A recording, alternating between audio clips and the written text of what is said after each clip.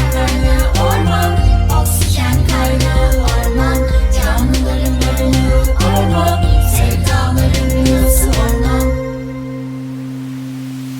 Okulumuzdur ormanımız, kalemimiz, defterimiz, kitabımızdır aynı zamanda okuyup öğrendiğimiz. Tahtamız, oturduğumuz sıramız, masamız, koruyalım hep birlikte, bu bizim ormanımız.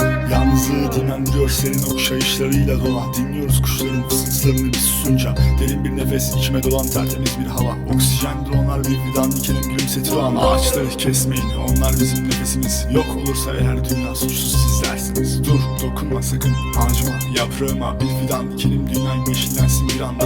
Orman her canlının yuvasıdır, vahşi sevimli. Çok büyüktür ormanın içindeki canlı sevgisi. Renk renk çiçekler verir, budur onun jesti.